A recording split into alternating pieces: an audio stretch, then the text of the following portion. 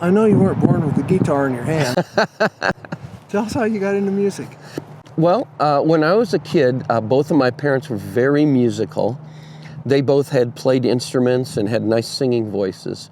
And, when I was a kid, the best child rearing tool that parents had at the time was the TV. And so I would watch programs on TV where there was always, kids' music. And also, my folks had a great record collection. So they'd I can remember sitting in our living room as a little kid, sitting on the floor, and my mom would put on a record, an LP, 33 1/3 revolutions per minute of kids' songs.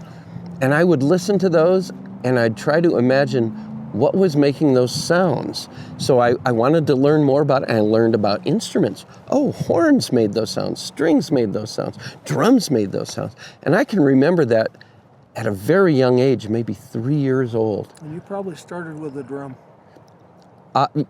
Actually, the first instrument I ever played was when I was 6 years old. My folks put me into piano lessons. Oh. So I learned the keyboard and the scales and started learning the treble and bass clefs, but that was too young. I didn't appreciate it. I was intimidated. I didn't like the piano teacher. Well, that's the most of it right there. I couldn't wait to get out of it. And fortunately, realizing my young anxiety with that, I never had to do a recital. But it was a good basis. The piano was a good basis.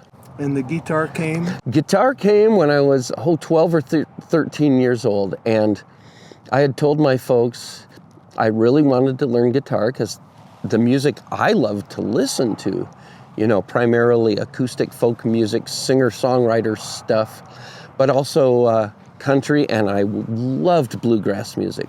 These were all acoustic guitar-based forms of music. Well, they said, okay, great, we're going to buy you a guitar and give you a year of lessons. So they bought me a classical guitar and put me in a year of classical guitar lessons.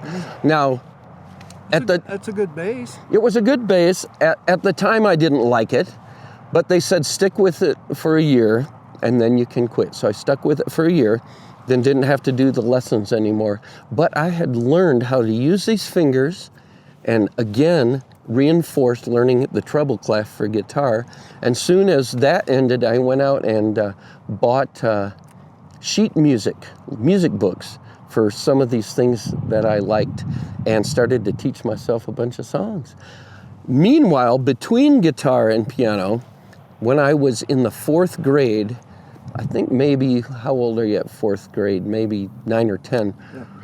I got into the school band and played the trombone because I had seen on TV a rerun of The Music Man, and there was a big song, 76 trombones in the big parade. So I remember waiting for the school bus, and that trombone case was taller than I was, but I'd take that out on the, up there? Yeah, and that taught me the bass clef. And I actually really enjoyed being in the school bands, and I stayed in school bands all the way through high school graduation. And Chuck Varlick did that for years. He did that for years. He came a little after my time as a Estes Park school student. Chuck would take 6th graders that had never seen an instrument and had no idea what they were doing. And by the end of the year, he had them playing songs that were really good. A very talented instructor, and his wife Julie, also very talented music teachers. And they're still here. They're still around, bless them. Yeah, you come to Estes Park, you don't leave. Well, there's only one way to leave for most people. That's it. Over the years, people have asked me, for example, my brother. My brother left here after college, and for various reasons, he decided to live in Hawaii. So obviously, out of family obligation, I would go visit him periodically. And you still do? In Hawaii. But he has been after me forever. Why don't you move to Hawaii? It's beautiful here. I like it here better. We have 4 seasons. We have all kinds of weather. Twin Owls right in front of you. Yes. I'm more of a mountain boy than a seashore boy. And don't get me wrong, I love the ocean and I love the sea, but this is home. And as Dorothy said in The Wizard of Oz, there's no place like home. So talk about Bond Park. Bond Park, okay, well, in the mid-90s, I had just returned home from 8 years of military service. And there was a group called Business Advocates of Estes Park who were looking for ways to get people to stay in town in the evenings, because at that time, people would do their daytime things and they'd leave and town was kind of abandoned. And they hired the late Jim Barleen, who ran the Barleens Family Country Music Show in town at that time, and his son Bob to play cowboy music in Bond Park. Well, that's first summer I was back. I went to hear him. I thought, that's so cool. I love it. So I kept going back to hear him because I love that music. I have loved that music since I was a child. Well, after one summer, Jim decided he was done with it. So It didn't last very long, did it? one summer, so he told his friend, or his son, Bob, he said, why don't you ask Brad?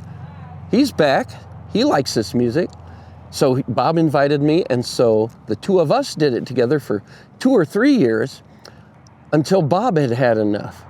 And so he scooted off to other things, but I loved it so much, I have stayed on up until this year. And it is just a joy, not only playing for all of our visitors who come through from all over the world, but the local residents. We have a nice core of locals who come out every night, and as I say, free entertainment is worth what you pay for it.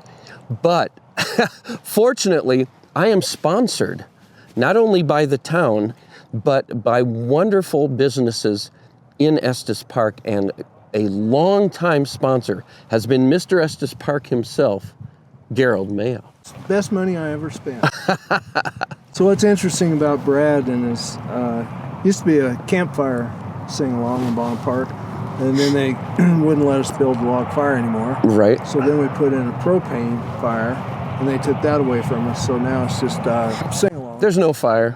No fire, but elk occasionally. Yes, we get elk. We get families of elk, babies and mamas most often. What's really fun for me is that generations of people that have come and made memories with Brad in Bond Park. It's every time, I think last year or 2 years ago, the little girl had a cutout made of Brad. Yeah, 2 summers ago. Yeah, and she said, Cowboy Brad, this is cardboard Brad. And I still have cardboard Brad. That was so nice, very flattering. So Estes Park's a beautiful place to be. This man, if you haven't heard him in Bond Park, sings some pretty amazing songs. He sings a lot of favorites, does requests, and he's written a lot of his own music. Almost 300 songs. That's pretty good. I have published 287 songs. And you can buy his CDs at cowboybrad.com. Oh, That's Cowboy. Cowboybrad.com, but also Peaks Hallmark in Estes Park carries them. Carries them. There's several stores probably. There probably are. Yeah. My business manager takes care of that. Thanks for your time. Thank you, Gerald. And I hope they all come to see you. Well, I hope they all not only come to see me, but I hope you'll buy some property from Mr. Estes Park. I recommend it. Thanks, and see you later.